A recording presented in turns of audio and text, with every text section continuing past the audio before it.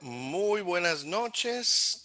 Tengan todos la mejor bienvenida esta noche en este quinceavo conversatorio Victoriano López. Imagínense, ya estamos en el quinceavo importante conversatorio y realmente estamos muy contentos porque tenemos a una persona que seguramente muchos de ustedes ya lo conocen, pero quien no lo conoce va a tener la dicha y realmente el placer de conocer al maestro Ramiro Soriano Arce.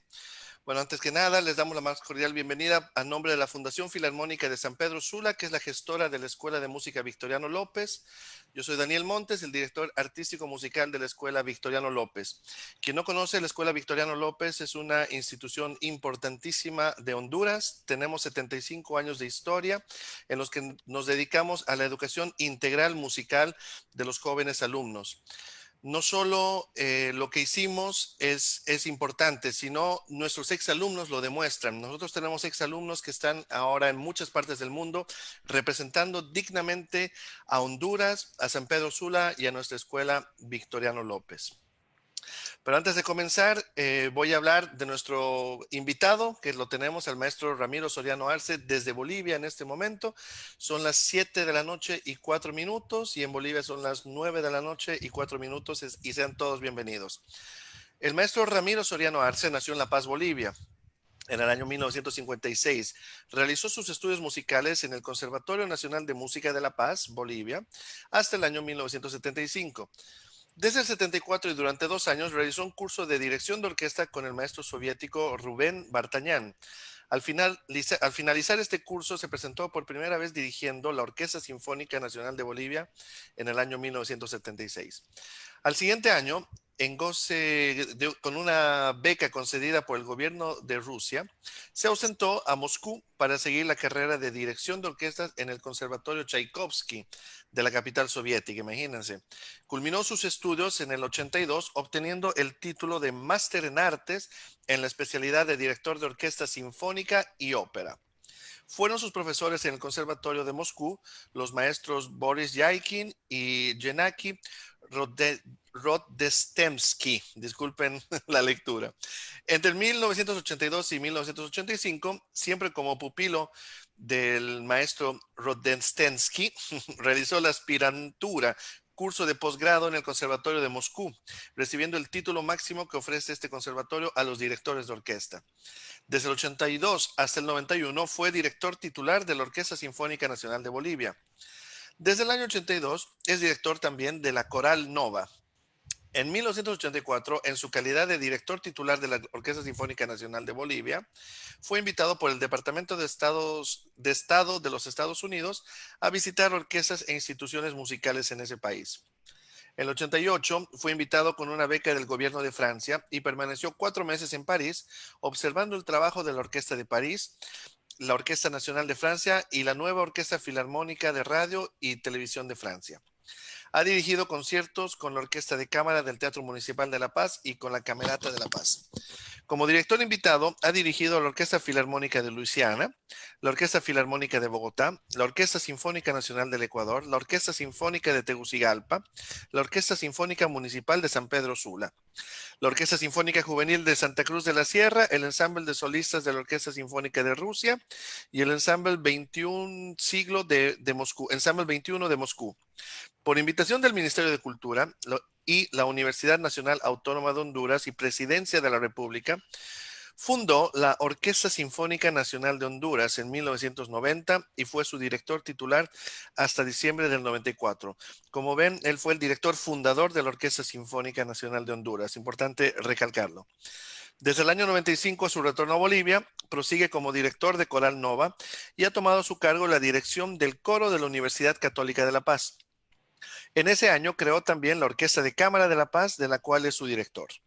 Su labor de difusión de la música colonial boliviana tiene ya más de 30 años, habiendo realizado el estreno en conciertos de decenas de obras transcritas por Carlos Sewane, Piotr Nairot, Claudia Prudencio y María Eugenia Sux, entre otros. Estas obras han sido recogidas en varios discos compactos grabados por Coral Nova y la Orquesta de Cámara de La Paz bajo su dirección. Internacionalmente, ha llevado el repertorio colonial boliviano junto a la Coral Nova y la Orquesta de Cámara de La Paz a Perú, Argentina, Colombia y Portugal. En el año 2000 la prefectura del Departamento de La Paz le otorgó la Medalla de Honor al Mérito Cívico. En el año 2004, por su contribución a la difusión y preservación de la música del Archivo Musical de Chiquitos, le fue conferido el premio Hans Roth por la Asociación Pro Arte y Cultura, organizadora del festival Misiones de Chiquitos. En el año 2006, la alcaldía de la ciudad de La Paz le otorgó la condecoración Prócer Pedro Domingo Murillo en el grado de Honor al Mérito. En su actividad creativa ha compuesto diversas obras para coro, canto y piano, orquesta, piano y otros instrumentos, así como varias canciones de diverso género. En el campo de la música para la imagen, compuso la música de las películas Santa Esperanza, Mosfilm de Moscú el 79 y La Caída del Cóndor, Mosfilm Moscú del 81. Para el video Al Margen, Diaconía del 87 y también para diversos documentales. En el 2008, su música fue utilizada para la coreografía de Norín Guzmán de Rojas, Cuerpos de Tejidos, que fue interpretada por Ballet Nacional de Bolivia. Actualmente, prosigue con su actividad de conciertos tanto en Bolivia como fuera del país como director invitado y realiza también conciertos con Coral Nova y la Orquesta de Cámara de La Paz. Bueno, como han visto, tenemos a un invitado excepcional. Muy buenas noches, maestro Ramiro Soriano, que lo tenemos acá con todos nosotros. Sea bienvenido. Encantado tenerlo de nuevo acá con nosotros. Realmente bienvenido. Gracias, mi querido Daniel. Como siempre, un gran placer estar con ustedes. No, la verdad para nosotros igual. Bueno, como ha visto, yo creo que es muy importante este encuentro que estamos teniendo porque, bueno, usted es un personaje muy conocido aquí en el país, aquí en Honduras, pero también obviamente en Bolivia. Entonces a mí me gusta mucho este enlace que estamos pudiendo conversar de ambos países, de ambos trabajos que ha hecho. Y obviamente hay mucha gente que está fuera de esos países que también está muy curiosa y nos está siguiendo. Entonces estamos muy contentos de que puedan conocerlo y puedan conocer un poquito el trabajo que hizo en el transcurso de sus años en estos países. Pero maestro, antes de comenzar, yo quisiera, si es posible, que nos cuente un poco su experiencia en este periodo de la pandemia. ¿Usted qué puntos positivos y negativos cree que está sucediendo, han pasado gracias a la pandemia por el coronavirus, famoso que nos está dejando todos y nos ha dejado en casa por mucho tiempo? Y sobre todo para la música y para el arte, ¿qué piensa usted? Y lo que está pasando obviamente también en Bolivia, que muchos de nosotros tal vez no sabemos perfectamente o no saben perfectamente. Bueno, sin duda, esta circunstancia tan dramática por la que Claro, le toca pasar al mundo en este tiempo, claro, eh, está dejando y va a dejar graves secuelas por la inactividad que se está produciendo especialmente para los músicos, para los artistas en general, que viven de su encuentro y de su relación en vivo con el público. exacto. Todas esas ramas de gente que trabaja en conciertos al vivo, en conciertos, en fin, de diverso tipo que implican la reunión de gente, naturalmente, bueno, están ya todo este medio año sin poder trabajar y por ello, naturalmente, las condiciones se hacen complicadas. Eh, Creo que no es fácil sacar algo bueno de esto, pero si algo bueno se puede decir de esta circunstancia que nos está tocando vivir, es tal vez la comprobación de que verdaderamente la cultura en general y la música en nuestro caso en especial eh, es de vital importancia para la vida de los seres humanos. Claro. Yo podría decir que se ha sobrevivido a esta circunstancia tan complicada eh, muchísimo mejor gracias a la cultura, gracias a los conciertos que se han podido ver, gracias Virtuales a y los todo. libros que la gente lee, en fin, y en las diversas manifestaciones del arte. Además, se ha manifestado también una generosidad muy grande de los artistas. que han entregado sus obras, han liberado sus obras para que la gente pueda acceder a ellas gratuitamente. Inclusive, bueno, se han empezado a crear estas obras a través de videos que se mandan de un lado al otro y se los virtuales. ensambla y se hace la música, en fin. Los artistas creo que se han manifestado en toda su creatividad y diría yo en toda su generosidad, porque bien podría también todo esto haber sido hecho con la intención de ganar dinero, cosa que no hubiera sido tampoco por, algo ilógico, porque la gente está sin trabajar. Claro. Y sin embargo, a pesar de eso, los artistas, de la manera más generosa, han liberado sus obras, han creado obras nuevas que las han ido mostrando por los diversos canales de la Internet. Y para que la gente, bueno, pueda subsistir de una manera mucho menos dolorosa, digamos, esta situación, que de no haber habido estos medios, verdaderamente sería absolutamente dramático. Uf, imagínense, realmente, si no hubiéramos tenido eso más en todo este confinamiento que hemos tenido, no sé qué hubiera pasado, ¿verdad?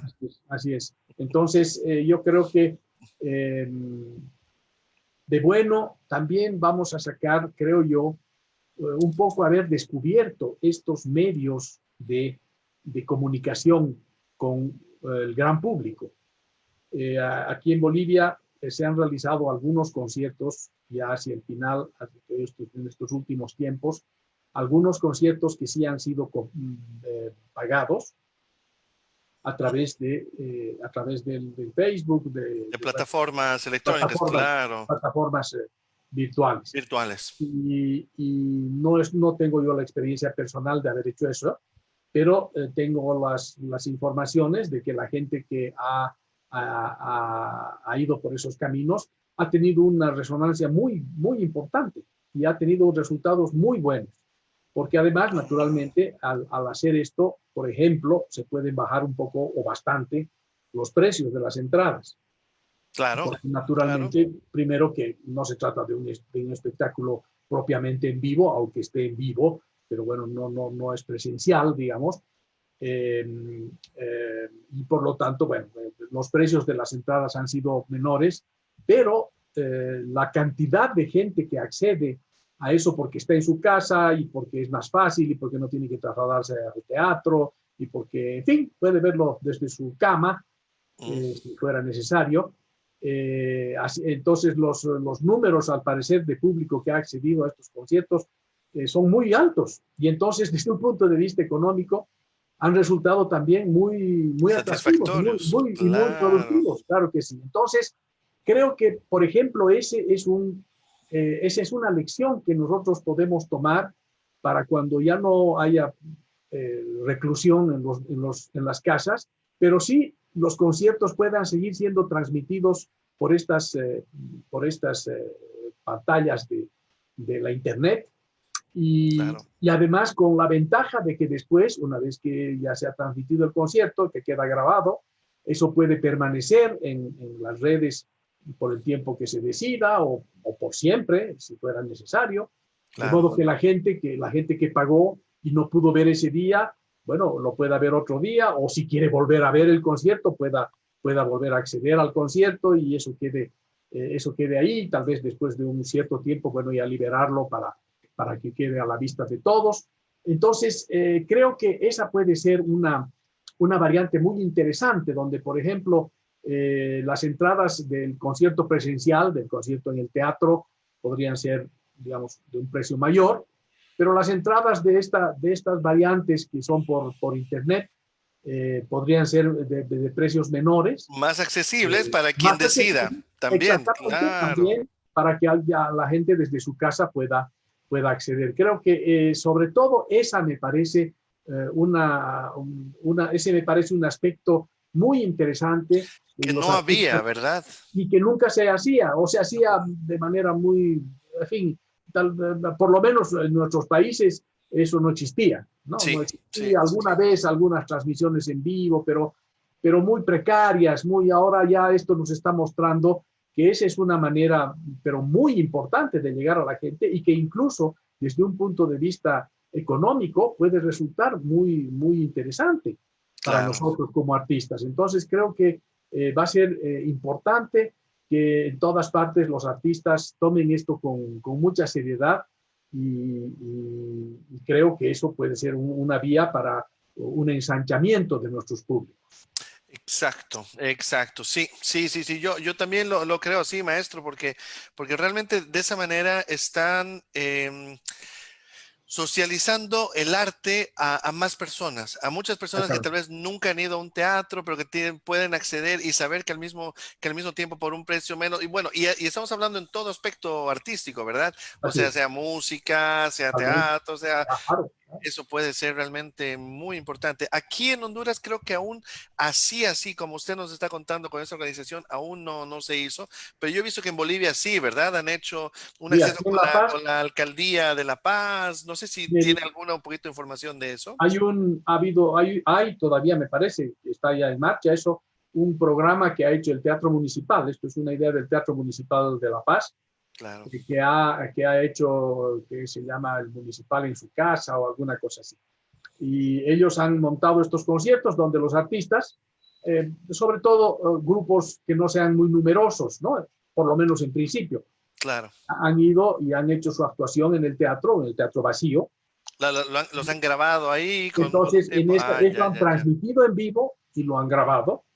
Y Ujú. las entradas se han comprado para obtener digamos, un pase a la autorización para poder ver el concierto en vivo, Claro. ¿no? Entonces, de esa manera, bueno, yo tengo noticia de que alguno de los conciertos ha tenido como 5.000 o 6.000 espectadores. Wow, Entonces, imagínese, muy imagínense lo bien. que es esto. Eso es como llenar Un pequeño, una 20 curva de veces, un 20 estadio. veces el teatro municipal, pues. Es verdad, porque No, generalmente hay conciertos de cierta magnitud que llegan 200 personas, 300 y uno dice, no, y la está bien. capacidad del teatro, pues la capacidad del teatro no da más, me parece que el teatro tiene 380, algo así, Ah, de ya, personas de capacidad, o sea que aunque uno vendiese todo, es una cosa extraordinaria que pudiera darse una situación así. Y entonces, claro, naturalmente, se pueden también bajar los precios e igual va a seguir siendo una entrada de dinero muy interesante, ¿no? claro, claro, claro.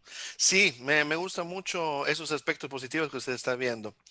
Yo creo que sí. Bueno, vamos a ver cuándo pasará esto y con la música, usted sabe, con las actuaciones también lo importante es este contacto físico que esperemos que pronto se pueda hacer. O sea, actualmente en Bolivia ya no, aún no hay conciertos, ¿verdad? Ni no hay ni siquiera pequeños, No, no, no. ni como están haciendo en Europa, porque en Europa yo sé que ya hay conciertos y hay actividades. Sí, bueno, en Europa están empezando ya porque también naturalmente han empezado a sufrir la pandemia antes que nosotros, Claro.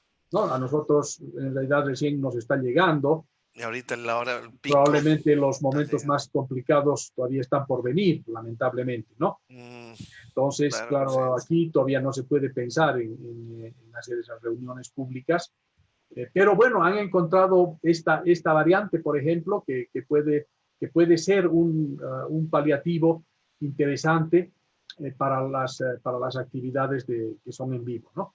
Claro que sí. No, es muy interesante, maestro. Maestro, antes de comenzar ya bien, ahora hablar de la figura, lo que hemos visto, la figura de lo que usted hace, de lo que usted es, la figura del director de coro, director de orquesta, que eso también nos interesa mucho. Quisiéramos saber si nos puede contar en breves palabras un poco sus orígenes de usted. Yo ya he leído un poquito el currículum, pero obviamente hay tantas cosas que no se pueden escribir o que no, que tal vez nosotros seríamos muy curiosos de escucharlo de parte de usted. Justo porque también es importante recalcarlo, que el público que nos ve, aparte que obviamente hay músicos, docentes y todo, hay muchos estudiantes de música y hay mucha gente que se quiere dedicar a la música en el futuro, dedicarse a eso. Entonces, para mí es muy importante estos conversatorios, también fuente de inspiración para muchos de estos jóvenes. No sé si nos puede contar un poquito a breve término. Bueno, la verdad es que yo tuve la fortuna, la suerte de haber nacido en un hogar de gente muy ligada a la cultura. Mi papá fue un poeta y además un gran amante de la música y gran conocedor de la música clásica, del jazz, del tango. En fin, era un hombre muy interesado y muy sensible a esas manifestaciones, aparte del mismo ser escritor, poeta y, en fin, novelista. Ha escrito una treintena de libros, tanto de Mm, poesía, de novela, de cuento, de crítica literaria, en fin. Entonces, el ambiente de la casa era siempre muy ligado, como digo, a la cultura. Mi mamá fue profesora de música también y músico, también claro. en su momento llegó a enseñar en el Conservatorio Nacional. Entonces, bueno, estábamos nosotros de todas maneras ligados a todo eso. La música clásica sonaba siempre en mi casa, como digo, la música clásica, el jazz, los tangos, que eran las cosas que le gustaban a mi papá. Y él normalmente tenía siempre haciendo sonar esa música que nosotros, bueno, poco a poco íbamos asimilando, ¿no? Mm. Eh, Esto Desde yo que creo, nació, prácticamente, siempre. sí, sí, pienso que sí. Y entonces esto naturalmente seguramente tuvo que tener un efecto sobre mí, aunque yo no puedo decir que yo fuera un músico precoz. Estudiaba en el conservatorio, sí, desde muy pequeño, pero era un estudiante un poco extraño que no ejercía propiamente la música, estudiaba ahí, hacía mis clases, en fin, yo terminé el conservatorio junto con el colegio, hacia los 18 A años, los 18 estaba años, terminando el claro. colegio y también el conservatorio. Pero como le digo, no, curiosamente no tenía yo una actividad propiamente musical. Esa actividad empezó más o menos seguramente cuando yo tenía unos 17, 18 y de estar en el coro del colegio, digamos que era mi única actividad propiamente musical, el coro del colegio alemán donde yo estudiaba. Claro. El director del colegio alemán llegó y después se convirtió en director de la Sociedad Coral Boliviana. Y entonces él Mm, llegó alguna gente del coro del colegio a la Sociedad Coral. Entre los claro. primeros no pude ir yo porque estaba todavía en proceso de cambio de voz. Entonces con una voz semifemenina no podía yo todavía Entrar al para coro la mix. Sociedad Coral. Claro, Pero bueno, claro. en todo caso, después ya pude hacerlo, aunque ya eso fue una vez que él ya se había ido. Y de ahí empezó realmente mi actividad propiamente musical. En ese momento me conocí con Julio Barragán y con toda la gente Claro. que luego hicimos Coral Nova. Él tenía un pequeño grupo musical que hacía arreglos del folclore boliviano y latinoamericano. En fin, y de ahí entonces ya partió, digamos, mi actividad. Eso se combinó con la llegada del maestro Rubén D'Artagnan, que dio estos cursos a los que usted se refirió antes, y Claro. de esa manera entonces ya, bueno, se encarriló, digamos, y ya me di cuenta que era eso lo que yo quería hacer. Afortunadamente resultó a tiempo, eh, aunque probablemente me hubiera gustado tal vez empezar a hacer las cosas un poco antes, pero dentro de todo creo que resultó muy bien y a pesar de que mi mamá sobre todo estaba aterrorizada ante la idea de que yo me dedicara a la música, De tener un hijo músico, ¿verdad? sobre todo ella porque ella vivía la realidad de lo que era la Claro. actividad de los músicos y en fin, que no es nada fácil, pues, ¿no? Sí. En Sobre países como todo en los nuestros nuestros, países, claro. nuestros países donde no hay una infraestructura musical importante, no es fácil tomar estas decisiones. Bueno, y eso en aquellos tiempos era todavía mucho más grave, pues hoy día, de todas maneras, yo creo que la decisión de dedicarse a la música tanto en Bolivia como en Honduras no es lo que era hace 30 años. Mm, ¿No? Han cambiado muchas cosas, han aparecido muchas otras posibilidades, en fin, entonces creo que hoy se ve menos loco, digamos, de intentar dedicarse a la música, ¿no? Así que esa fue más o menos la parte antes de que empezara propiamente mi currículum como usted lo ha leído. Claro, claro, claro. Y bueno, claro, usted después con todo eso, usted ya tuvo toda esa oportunidad de poder salir del país y bueno, haber conocido muchísimas circunstancias, maestros y todo lo que he leído que realmente seguramente lo han enriquecido muchísimo, ¿verdad? Sin duda, yo no puedo quejarme de mi suerte, por el contrario, debo agradecer mucho todas las posibilidades que he tenido llegando a Moscú. Este primer profesor que me tocó a mí, Boris Haikin, Mm, era un viejo director de la escuela, de la es vieja escuela de dirección rusa. rusa. Él era el director del Teatro Bolshoi, uno de los viejos directores del Teatro Bolshoi, que falleció al final del primer año en el que yo estuve ahí. Mm, Y es más, un par de semanas antes de mi examen final de ese primer año, falleció él y bueno, tuve que enfrentar esa primera prueba solo. sin su docente. Y, Ush, qué no, y con la situación. ayuda de otro profesor que me mandaron, que era más viejito que él todavía, el profesor Ginsburg, que también era muy famoso, Ujú. que me ayudó, fue para mi ensayo final y me ayudó con algunas cosas. Y luego tuve la enorme suerte de haber sido asignado a la clase del maestro Gennady Rozheshinsky, que no es muy fácil Eso de usted lo pronunciar, pronuncia bien, yo ¿no? no sabía cómo pronunciarlo leyéndolo. Pero Sí, sí, claro, es uno de los directores más ilustres de toda la historia de la música rusa, soviética, ¿no? claro. Uno de los directores más grandes y en ese momento, en esos años, estaba en la cúspide de su éxito, de su actividad, en fin, entonces poder entrar en su clase fue realmente para mí una verdadera lotería maravillosa, ¿no? Que, Claro. que, que, que tuve la suerte de obtener. Y una pregunta, maestro, ¿y el trabajo ahí, el estudio era realmente de muy alto? Bueno, obviamente lo es aún, pero haber estado ahí después de un país, como se dice, del tercer mundo, de haber conocido, llegar al Conservatorio de Moscú en ese periodo, era realmente ¿cómo ha sido su experiencia? Me imagino que ha debido ser casi que usted no la creía posible, Sí, sí, porque bueno, bueno, sabemos todos la escuela rusa como es y cómo ha sido sobre todo, ¿verdad? así es. No, sin duda, bueno, el cambio fue monumental en todos los sentidos, porque era y es una sociedad digamos, que tiene un nivel cultural pues portentoso, ¿no? Eh, Claro. entonces, naturalmente, el nivel de los estudiantes de música era tremendo. Sin embargo, yo debo decir que, por ejemplo, dentro de lo teórico, yo había terminado ya el conservatorio aquí, de todas maneras, Claro. entonces toda la parte teórica en general no tuve mayor problema. Los exámenes que me hicieron al llegar y todo. Claro, también estaba el problema de la barrera del idioma, porque Eso también le quería preguntar con lo del era todo en idioma. ruso, era todo en ruso, sí. Y, Claro. y no había posibilidad de hacer en inglés ni nada de eso, o sea que había que hacer en ruso.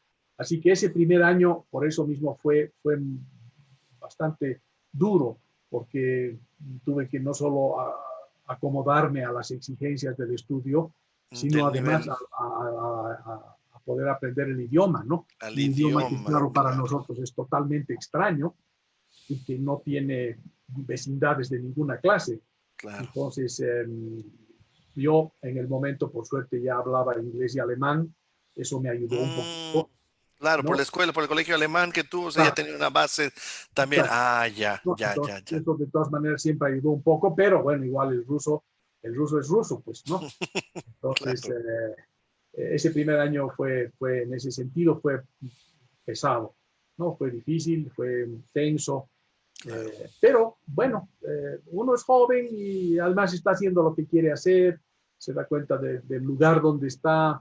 Recuerdo las primeras experiencias de la primera vez que fui a un concierto de una orquesta ahí, y para mí me parecía increíble que una orquesta sonase así en vivo, ¿no? De Porque esa manera, uno en los claro. países, aquí en Bolivia, nuestra orquesta era pequeña, siempre con dificultades, siempre sin poder alcanzar los niveles que son deseables. Entonces uno es como que se acostumbra a eso, ¿no? A que así es en vivo ¿Y dónde es que uno oye las grandes obras y cómo se debe hacer? En los discos. En los discos. En un disco es donde uno oye una gran orquesta, donde hay uno, en fin, la música como es. Y de repente llegar al lugar y darse cuenta de que cada noche había un concierto así ahí. Y claro, sonaba así, era impresionante. También me impresionaba mucho el nivel de los estudiantes. Tengo hasta hoy el recuerdo de estar, yo vivía en la residencia del conservatorio, había una residencia para extranjeros y para rusos que no fueran de Moscú, ¿no? Claro. Los que llegaban de otras ciudades, en fin, también vivían ahí. Era una enorme residencia. Y en el mejor estilo soviético era un solo edificio de 5 pisos y una cuadra de largo. Y, y, el, y, el, y los corredores eran de una cuadra de largo. Pues, De una cuadra de largo, claro. ¿no? Y se veía la ventana del otro lado y todo el resto eran puertas de cuartos nomás, con un par de salas que daban un poco de luz ahí a medio camino. Entonces, yo recuerdo mucho los primeros días de salir de mi cuarto para ir a hacer cualquier cosa y estar caminando por ese pasillo y oír de las puertas de los cuartos las cosas que estudiaban los alumnos que Los estaban alumnos, claro. y claro, uno incluso en algunos me paraba ahí para oír porque estaba tocando y yo decía, pero ¿y este que está tocando eso? ¿Qué cosa ya va a estudiar? ¿Qué cosa ya pueden enseñarle a mí? Claro. ¿No? Son cosas así. Y claro, con el tiempo uno, ese es el primer choque, ¿no? Es así, es la primera impresión tremenda. Yo recuerdo que aquí, por ejemplo, no se pasaba de tocar pues sonatas de Beethoven, Mozart de Beethoven, algún osado tocaba un poco de Chopin y pare de contar. Y ahí, claro. ¿Qué decir conciertos, no? Conciertos para piano, no se pasaba. Los más aventajados llegaban tal vez a algún concierto de Beethoven, pero no más que eso. Y de repente estar caminando por ahí y que de las puertas estén saliendo los Rachmaninoff, los Brahms y Tchaikovsky de toda clase en todos los instrumentos, era una cosa tremenda, ¿no? Claro. Pero claro, y lo mismo cuando fui a un concierto de la orquesta, todo parecía perfecto, todo parecía así inmejorable, ¿no? Pero bueno, así es, por eso es que la posibilidad de vivir en medios que son de alta exigencia en cualquier campo. Claro. Si usted dice lo mismo, seguramente le puede contar un futbolista que llegó y llegó ¿no? a jugar en Italia y de repente dice, pero ¿y cómo puede ser esto posible? Bueno, así es, ¿no? Ese es el nivel. Y entonces sí, uno tiene que acomodarse a ese nivel. Acomodarse a ese nivel, claro. Y después de un tiempo que se acomodó y poco a poco, entonces ya también recuerdo ya otros paseos por el mismo corredor y estar oyendo esas mismas cosas y entonces ya ser capaz de discernir que había algunos que no estaban tocando muy bien. ¿Qué errores habían y pequeñas cosas que al principio... Y entonces ya no era esa sensación de que qué impresionante esto. En fin, ya uno se daba cuenta, ya iba a los conciertos y era capaz también de discernir que no había sido un tan buen concierto, que el director no era así o no era así, o el solista, en fin. Y claro, eso es naturalmente la posibilidad de la convivencia en un ámbito de mayor altura, de mayor exigencia. Y a ese solo hecho le da a uno un bagaje de poder diferenciar cosas, de poder tener la experiencia en distintos ámbitos. Y a eso, naturalmente, eso se combina ya con el estudio propiamente dicho, ¿no? Claro. Va a todo lo técnico. Entonces, yo creo que seguramente usted me ha respondido un poco lo que muchos hablan y piensan, digamos, sobre usted y en general con el trabajo que hace. O sea, usted que ha estado en lugares que ha tenido ese tipo de de percepción de esos niveles altos. Igual usted de cierta manera en lo que hizo, o sea que ahora vamos a hablar aquí en Honduras con la Sinfónica Nacional, que se habla y se tiene un gran recuerdo de la orquesta, obviamente, cuando estaba dirigido por usted. Igualmente en Bolivia, sea con la orquesta, sea con la Coral Nova y todo. O sea, son agrupaciones, son grupos que están, que usted trata de ser lo mejor posible, la mejor calidad, porque también usted tiene ya ese, lo que dijo, ese bagaje, ¿verdad? Yo entonces en este momento me está respondiendo realmente a muchas cosas que muchos hablan, que muchos se dan cuenta, y de muchos directores, o sea, no solo de usted en ese caso, pero también de muchos directores, que ese es un punto muy importante, cómo uno ha crecido también, cómo uno ha estado en el medio y cómo uno ha llegado de cierta manera a conocer esos niveles bastante altos para después utilizarlos profesionalmente, ¿verdad? Sea donde sea. Exactamente. Y ahí a mí me parece muy importante algo que creo que uno no tiene que perder.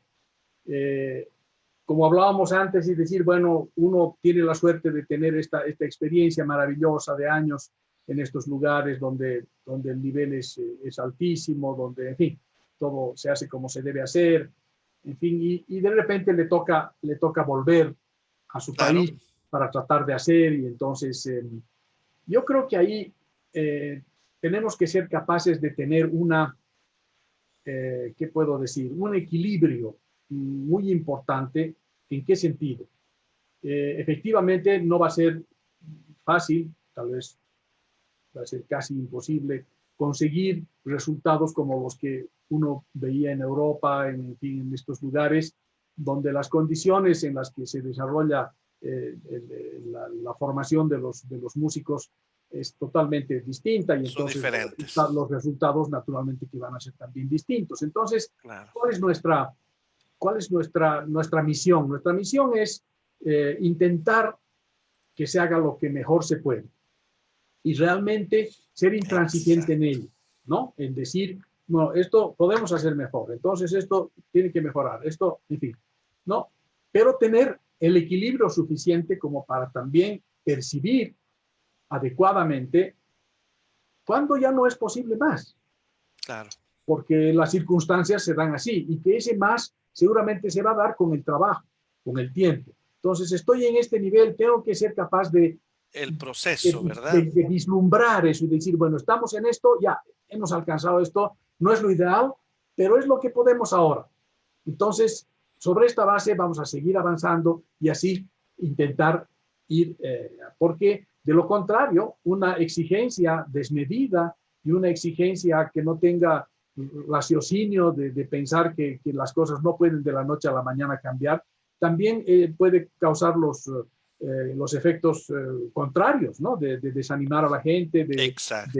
de hacerla sentir que en realidad no sirve para eso, y eso no es necesariamente así. Entonces, el trabajo organizado que va de poco a poco, que va alcanzando distintas metas, es muy importante. Y para eso, ¿qué es también muy importante? Es muy importante que la persona que lleva adelante esto, es decir, el director en este caso, Claro, sea un hombre con autocrítica, porque naturalmente también es fácil, o sucede mucho, el hecho de que, bueno, no importa cómo sale, y uno de repente empieza a perder la perspectiva de que en realidad no está saliendo muy bien.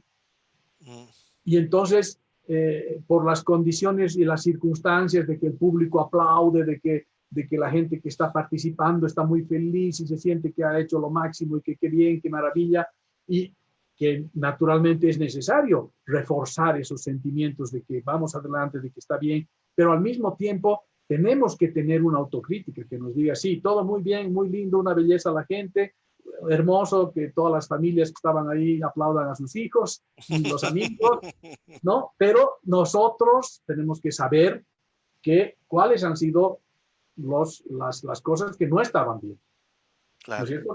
No para echar en cara a no, para saber. Es decir, entonces yo Ser consciente, termino eso, estoy consciente y digo, sí, ha estado interesante, está bonito, pero esto no estaba bien, esto todavía no logro conseguir, en fin, sí, estar consciente realmente de lo que uno de lo que uno está logrando, que no debe ser, sobre todo si es fruto de un trabajo serio y de un trabajo sincero y disciplinado, Claro.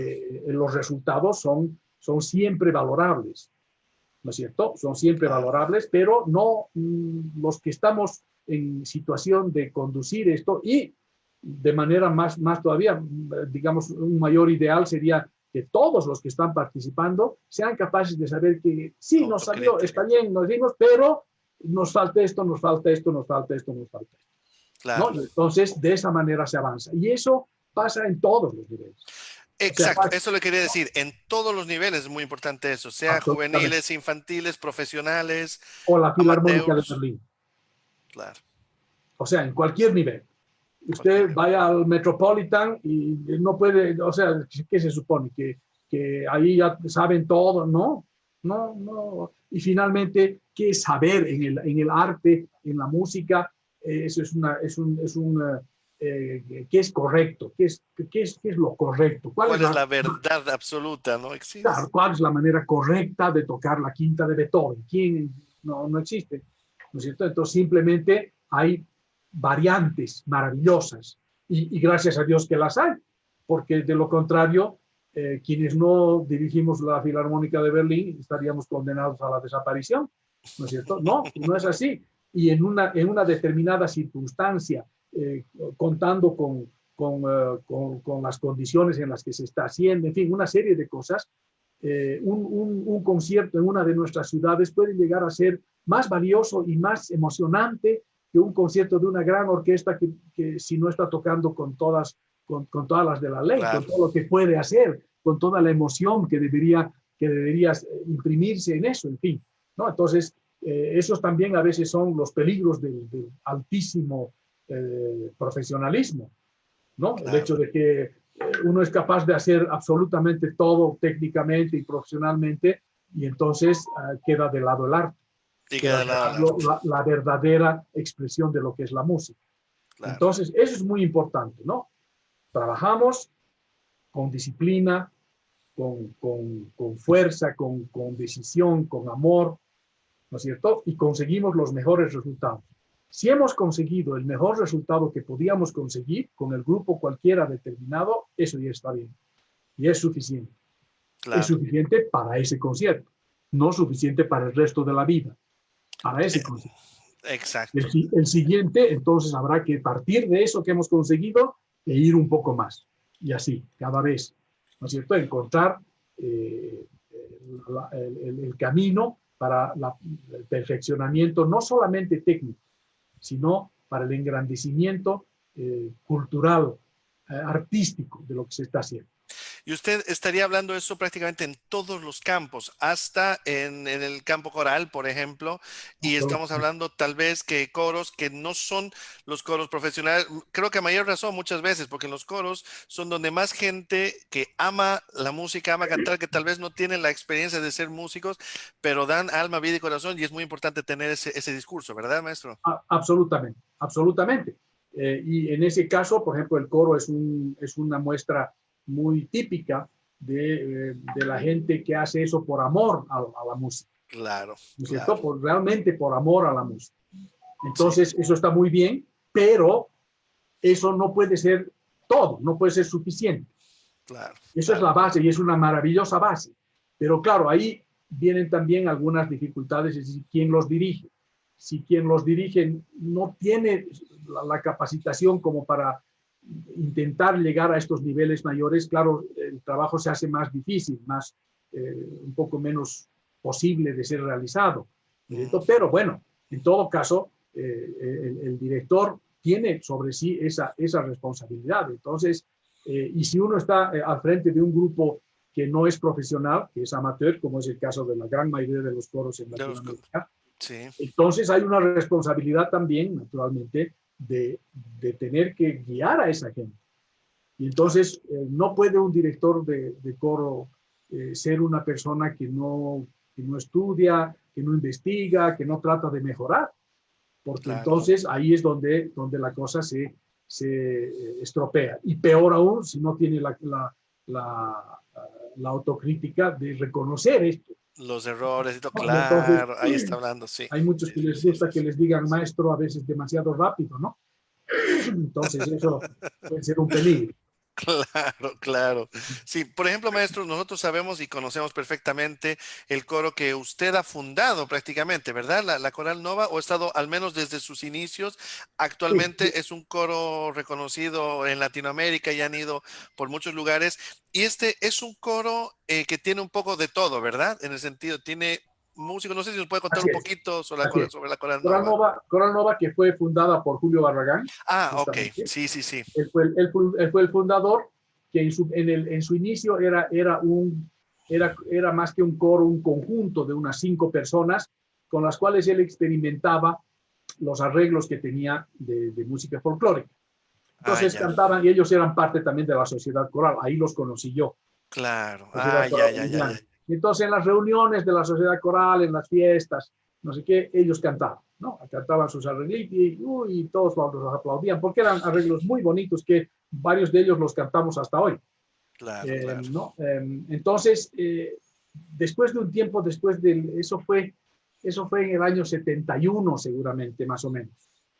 Después de que yo entré a la Sociedad Coral, 71 he debido entrar a la Sociedad Coral, ahí los conocí este grupo, y hacia el final de ese año, Julio decidió convertir eso en un pequeño coro, en un coro de cámara. Y Ah, ya. entonces, desde ser esas 5 personas, llamó a una gente, digamos, para conformar un coro de 4 personas De- por voz, más o menos. claro, Entonces claro, se volvió claro. un corito de unas 16 personas 16 y personas. en ese grupo entré yo. Ah, ya, ya, ya. ¿No? Yo Ok. entré en ese grupo que cantaba yo tenor y tocaba charango, que era mi Mm, función. Porque una de las innovaciones en ese tiempo que hacía este coro es que se tocaban instrumentos desde el coro. claro, Entonces, claro. Julio tocaba guitarra, yo tocaba charango, había algunos instrumentos de percusión. Estaba también en ese momento un pianista, Jorge Ortiz. Claro. Entonces, Jorge Ortiz, eh, bueno, tocaba algunas cosas con piano. Empezamos a hacer algunas piezas instrumentales solamente con piano, charango, guitarra, instrumentos de percusión, en fin. Entonces, incorporábamos eso como parte de las, digamos, de los conciertos del coro, algunas pequeñas partes instrumentales. Y luego se empezaron a hacer también algunas obras para ese grupo de instrumentos con coro, ¿no? Entonces de ahí salió, por ejemplo, un Ave María que era de Julio Barragán, para eso Mm, tenía una obra Calasasaya de Jorge Ortiz que tenía piano y una parte de piano que él tocaba muy difícil y muy linda, acompañada con charango, con guitarra, con instrumentos, en fin. Entonces eso era, digamos, algo innovador en el momento, ¿no? Aquí no, claro. aquí había, digamos, la Coral 13, que sí tenía guitarra, tocaban Con el guitarra, maestro César Espada, ¿verdad? exactamente, con César Sí, Espada. Entonces, que también era un grupo muy famoso del momento. sí. Eh, Yo solo le cuento pequeña cosa, que mi mamá hacía parte de la Coral 13, solo para sí, comentar. Entonces, de ah, ahí no, siempre he tenido, he crecido en con realidad eso, La claro. Coral 13 era mucho más famosa que nosotros, porque Ah, ya. ellos eran el grupo del momento, ¿no? Nosotros empezamos y después, bueno, ellos después medio que se diluyeron, me parece que César viajó, Se fue, claro, se claro, y fue a de ahí, México, y entonces, bueno, claro. después, y como que varios de la Coral 13, Jorge Ugarteche, por ejemplo, Cierto, claro, Jorge Berteche, sí, sí, luego, sí. me parece que Carmen Peñalosa, se vinieron a Coral Nova y ya Ah, ya. se volvieron ya eh, miembros de nuestro coro. Y de ahí es que empezamos a trabajar con eso. Esa fue todo en la época. En el 77 yo me fui a Moscú a estudiar. Al volver en las vacaciones hicimos un par de conciertos sinfónicos corales con Coral Mm, Nova, ¿no? En lo que también ingresamos desde ese punto de vista. Y en el 82, que yo volví, digamos, después de de finalizar los la primera parte estudios del y todo. conservatorio, Ah, ya. entonces Julio decidió irse a Santa Cruz, a hacer el coro en Santa Cruz, lo invitaron ahí y bueno, se dieron las circunstancias. Y se quedó allá, Yo me claro. quedé con Coral Nova en La Paz. Ah, ya, ya, ya, fue así, Entonces, claro, desde el claro. 82 yo ya soy el director de este. Y De, actualmente, y bueno, es un coro que al final ha tenido muchísima repercusión. Y eso es lo que le decía, que al interno hay músicos pero también hay gente amante de los músicos que tal vez no viven del... Sí, son músicos todos, pero no sé si nos explica un poquito cómo está Claro, concebido ahí todo. hay una mezcla entre Claro, alguna gente que tiene formación musical y son músicos profesionales, sí, junto con otra que no, que son cantantes, digamos, amateur. amateurs, Y yo diría que la mayoría, muchos tienen una gran cultura musical claro, y entonces conocen y todo, pero músicos propiamente dichos habían unos 5 o 6, digamos, ¿no? claro, Que departían junto con los demás, pero el resto son igual coralistas amateur. Pero claro, una de las cosas que nosotros hemos tenido siempre con Coral Nova es un examen de de admisión admisión. relativamente exigente, digamos, Ah, claro, para el nivel. sobre todo en el oído que deben tener, ¿no? Porque como hemos estado haciendo y hacemos normalmente también varias cosas de música contemporánea, entonces Exacto, si la persona no tiene el oído necesario como para enfrentar esos repertorios, puede resultar complicado, ¿no? claro. Yo Entonces, mientras... perdón. no, no, sí, Adelante. No, que yo decía que, bueno, mientras tanto, porque estamos hablando de este coro, que es uno de los coros más famosos de Bolivia, a la cabeza del maestro Soriano, yo quería tal vez hacerles ver un pedacito de una grabación de justamente la Misa Camba, que es del maestro Julio Barragán. Julio Barragán, que iba a decir Jorge Barragán, Julio Barragán, dirigidos por usted, maestro. ¿Está bien? ¿Me lo permite Así un es. minuto? Claro que sí. Perfecto, vamos a escuchar Adelante. un poco la Misa Camba.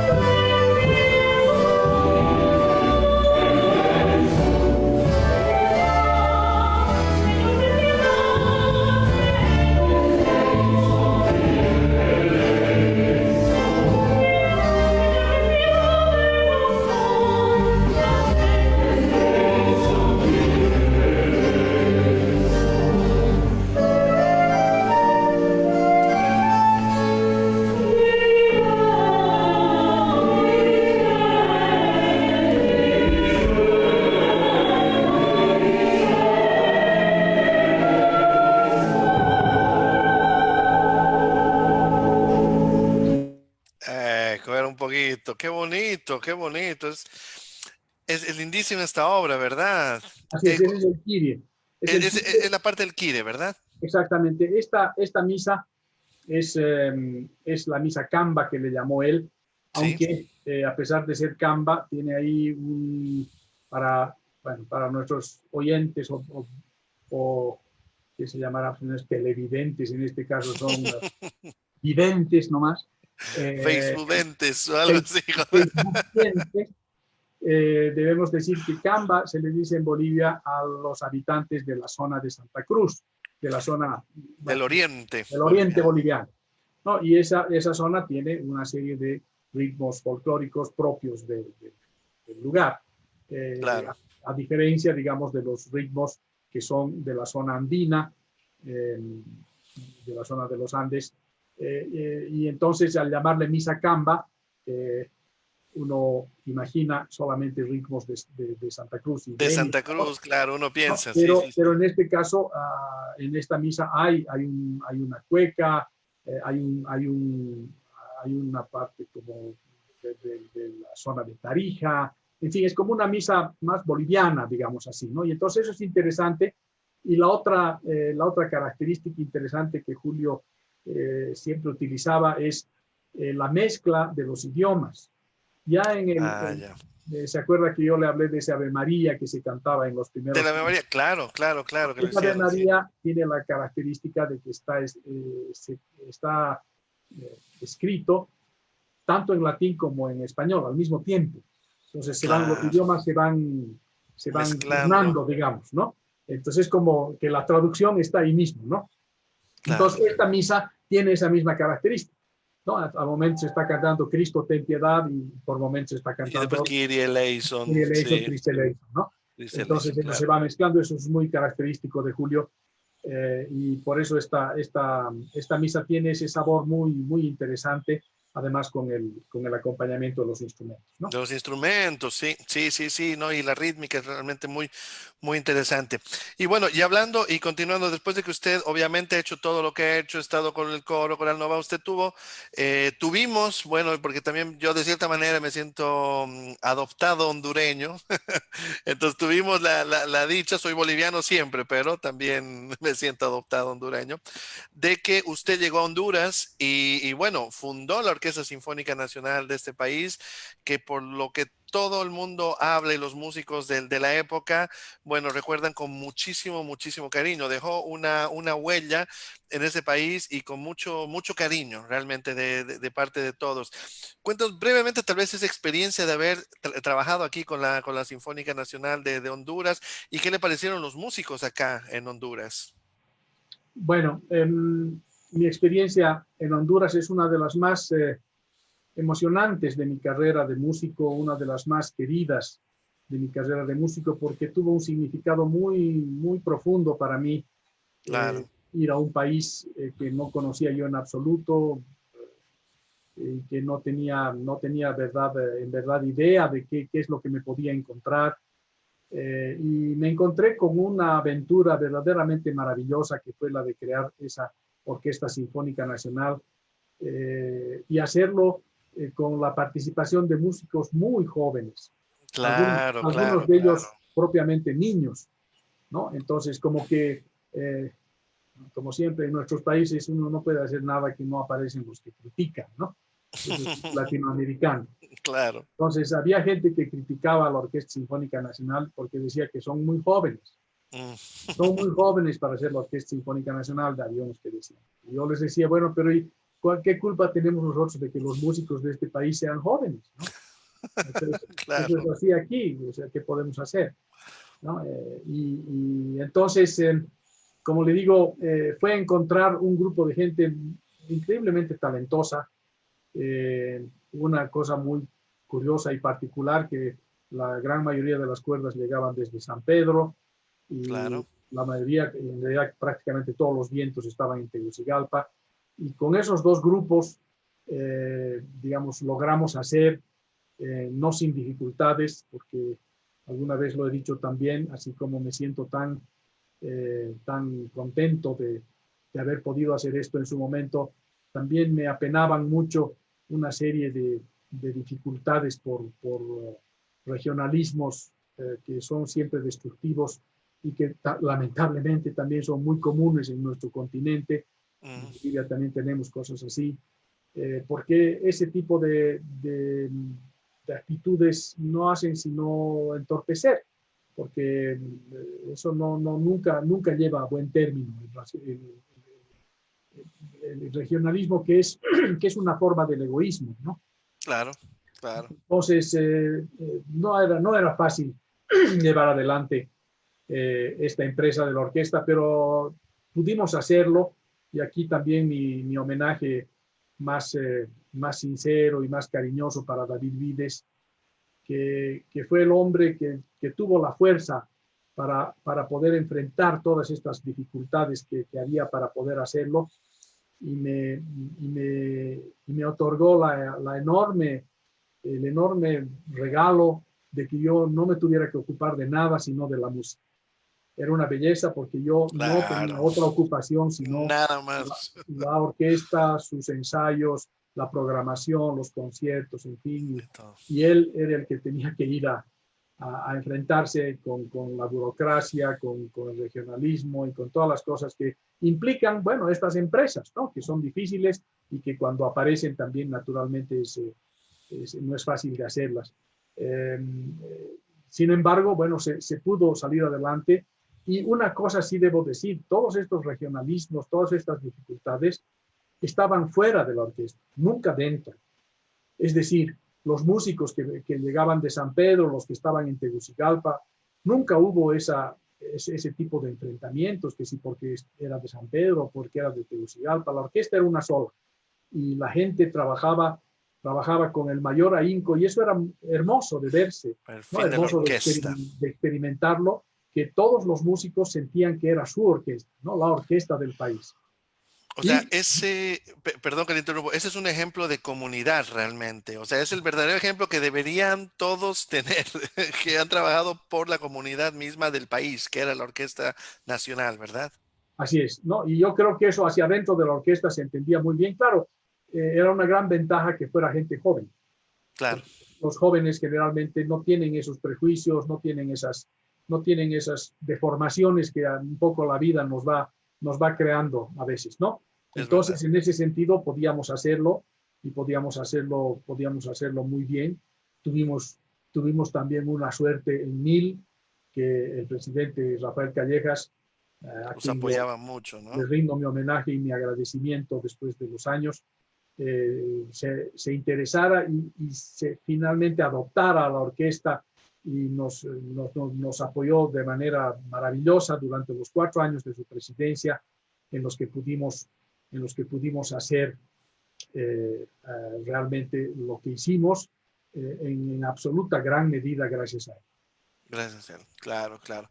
Sí, no, y eso es muy importante. Quería llegar justamente por eso, que después que usted estuvo con la Orquesta Sinfónica, que ya habló en los antecedentes conversatorios también con nosotros, o sea que ya obviamente estamos muy, muy satisfechos y muy contentos de todos sus puntos de vista acerca ese amor que dejó al trabajo, a la dedicación, a la disciplina, y que prácticamente muchos lo recuerdan así, lo recuerdan como una persona muy correcta y además muy disciplinada y que hacía bien su trabajo, y por eso llegó a niveles.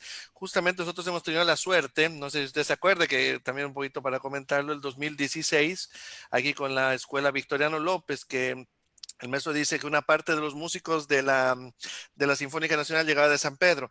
Prácticamente de San Pedro la mayor parte eran alumnos o músicos de la Victoriano Ah, López, ¿verdad? De la todo, escuela. Ah, todos, perfecto. Las cuerdas prácticamente, la mayor parte. yes. Y justamente en el 2016 quisimos hacer un homenaje un poco a todo ese trabajo que hizo el maestro en Honduras, que después de cuánto tiempo usted no volvió, que fue el 2016, maestro, unos Bueno, 16. yo creo que después invitado para dirigir la orquesta en Tegucigalpa, estuve si no me equivoco, en el año 2000, 2001, algo así, Ah, ya. la última Entonces, vez. Sí. entonces, más o menos después de unos 16 años que hicimos, y el maestro estuvo invitado justamente para venir a dirigir. Y bueno, fue bastante, vimos con el ojo muy grande, o sea, quisimos invitarlo, e hicimos la novena de Beethoven con usted. Y que casualmente supimos que fue la primera vez que se hizo la novena en San Pedro Sula. Entonces imagínense, era prácticamente como una, no digo resurrección, pero decimos de algún punto así importante de la cultura en el país con una persona que ha dado mucho por el país, que es el maestro. No sé si me permite, voy a mostrarles un poquito el arte. Es esto, que es la novena sinfonía de Beethoven en San Pedro Sula, interpretada por la Orquesta Sinfónica de la Escuela de Música Victoriano López, el Coro Polifónico de San Pedro Sula, director Ramiro Soriano, desde Bolivia. Tuvimos invitados desde Guatemala, bueno, la maestra Julia Pimentel, Melina Pineda, Juan José Micheletti, que es un gran tenor que él ha estudiado en Italia, que ahora está viviendo aquí en el país, y Rafael Farrera, otro barítono, ¿no? Y además con el montaje, que obviamente se hace un montaje bastante largo porque han sido los estudiantes más algunos maestros y algunos eh, integrantes de la Sinfónica Nacional Antigua de la Sinfónica Nacional de Honduras. Entonces ha sido algo realmente muy bonito ahí en el Parque México, que fue el 25 de noviembre, que lo tengo con mucho cariño. Y bueno, el recuerdo ha sido maravilloso porque ha sido, no sé si se acuerda, Ah, ese no, concierto, maestro. cómo no, claro que sí. Fue también otro momento muy especial para mí volver después de tantos años y en este caso volver a San Pedro, a donde yo, digamos, durante la época de mi estadía en Tegucigalpa, porque yo vivía allá, Claro, iba para hacer algunos ensayos con las cuerdas en la escuela, entonces solía ir en ocasiones y estuve también, o estuvimos con la orquesta en algunos conciertos cuando nos tocó tocar allá y todo claro. eso. Pero bueno, este mi retorno a Honduras, pero a San Pedro, tuvo también para mí un dato muy emocionante, muy especial, por todas las circunstancias que le he comentado antes, de las dificultades que había, Claro. de estos regionalismos y cosas y dificultades, en fin. Yo tenía en mi interior la sensación de que probablemente la orquesta era una orquesta de Tegucigalpa, que se la percibía como una orquesta de Tegucigalpa.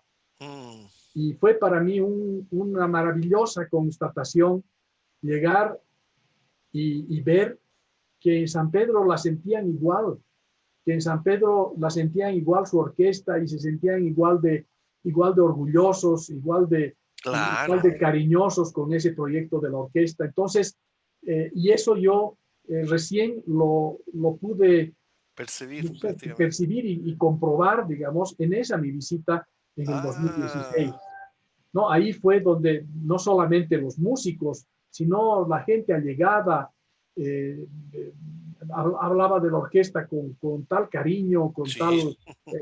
con tal sentido, digamos, de pertenencia, que me emocionó mucho porque sentí que además, de una u otra manera, habíamos logrado remontar esas dificultades, las dificultades de la burocracia, las dificultades del regionalismo y de las cosas que tienen los países, habíamos logrado pasar por eso y habíamos logrado que todos se sientan verdaderamente dueños de esa orquesta. Y para mí eso Parte. fue una comprobación maravillosa, verdaderamente. Claro, claro, sí. Mira, ahorita estoy viendo algunos mensajes de algunas personas, por ejemplo, el maestro Héctor David, que él también estuvo, Ah, tocó ahí, dice, nuestro, grandes recuerdos con el maestro Soriano, época inolvidable, está diciendo. La maestra Laura Sierra, que también obviamente estuvo con usted, dice, nada, aparte querido. de ser un excelente director, es una excelente persona, fueron los mejores momentos que pasamos cuando lo tuvimos como director en la orquesta, imagínense qué bonito.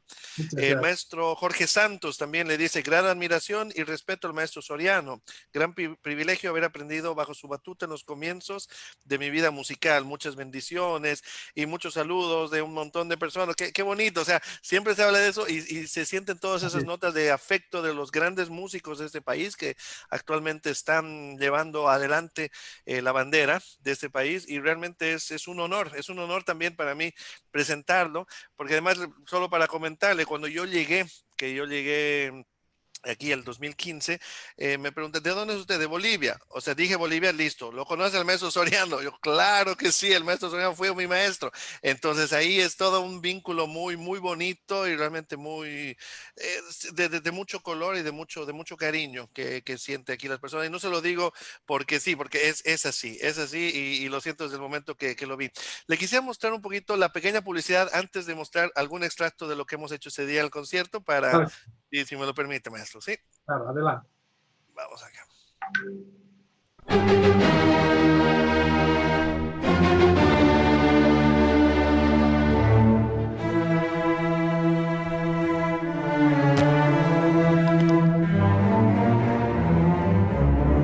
¿Qué tal amigos de Teleprogreso? En este momento nos encontramos aquí en la terminal de San Pedro Sula esperando el bus desde El Salvador que trae al violinista internacional, al español, Edu de la Fuente Guillén.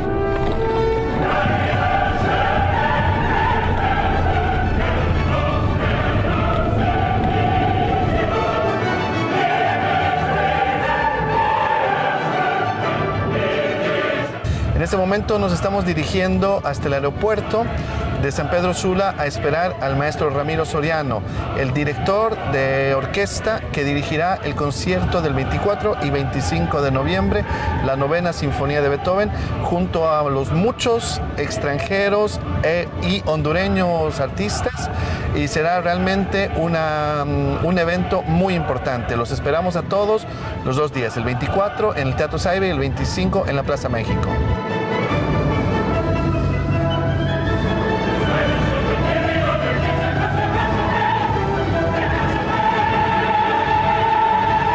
Maestro Ramiro Soriano Arce, boliviano de nacimiento, él fue el fundador de la Orquesta Sinfónica Nacional de Honduras en los años 90. Fue uno de los personajes más importantes en ese país.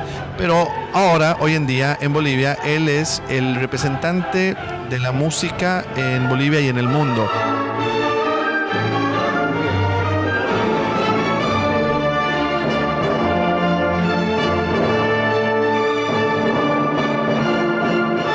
Es un placer para mí dirigirme al público hondureño aquí en San Pedro Sula. He llegado ya desde Bolivia para empezar los ensayos este lunes para nuestros conciertos con la novena Sinfonía de Beethoven el día 24 y los días 24 y 25, donde esperamos que vamos a tener la asistencia de todos para apoyar este trabajo extraordinario que ha emprendido tanta gente que se ha dedicado a esto, la Fundación Sinfónica, la Escuela Victoriano López, el director de la orquesta Daniel Montes, que ha sido tan gentil y generoso de invitarme para realizar estos conciertos. Entonces estoy muy ansioso de empezar el trabajo y de reencontrarme con el pueblo hondureño, con el público hondureño después de tantos años en los que yo viví en Honduras y trabajé para crear la Orquesta Sinfónica Nacional de Honduras. Y nada, pues aquí estoy recién llegado y con mucha emoción para sumarme al evento que tenemos de la novena Sinfonía de Beethoven, que la vamos a montar entre todos. Y pues nada, es un placer para mí venir concretamente a esto, que vengo pues de San Salvador, porque allí trabajo con otra fundación, la Fundación Azteca. Y nada, pues preparado ya para empezar con todo. Prácticamente. Entonces era un poquito esa pequeña publicidad que se hizo antes del concierto y bueno, que fue muy emotivo y que creo que todos lo tenemos en el corazón esa noche, porque además fueron muchos niños, se juntaron niños de la Escuela de Aplicación Musical, un grupo inmenso de niños, los alumnos de la Victoriano López, los alumnos que también tocaban las orquestas, maestros, han llegado de Tegucigalpa, entonces ha sido un evento realmente muy lindo y en la Plaza México, que ha sido un evento lindísimo que que pusieron, me parece, la alcaldía 800 sillas, ¿verdad? Pero en el ensayo, en la prueba de sonido, ya esas sillas estaban llenas y trajeron otras 800 sillas, igual terminó, y bueno, terminó siendo, no sé, unas 4,000 personas de público y pues fue un espectáculo realmente que nunca nos olvidaremos, que fue un espectáculo muy, muy importante para, bueno, para mí personalmente, para la institución Victoriano López y obviamente para la ciudad. Sí, en efecto, Seguramente, mi maestro, querido ¿verdad? Daniel, yo tengo, como les decía antes, igualmente un recuerdo muy emocionado de esa visita, de conocer también a personas eh, tan interesantes, tan buenas. Bueno, el hecho del concierto naturalmente fue muy especial, aunque debo confesar que no son de mi mayor gusto estos eventos un poco Masivos. elefantiásicos, pero claro, en esta ocasión, digamos, esto tenía otro sentido, Tiene otro sentido, claro. que era justamente el impulso que se necesitaba en ese momento y la Cultural, sí. reunión de toda esta gente querida que yo encontré y que Exacto. naturalmente me dio esos momentos tan especiales. Exacto. Maestro, si me permite, ¿le puedo poner un pequeño extracto de lo que fue el concierto para alguno Claro, que no lo vio? Un claro. pequeño... Ok, vamos adelante.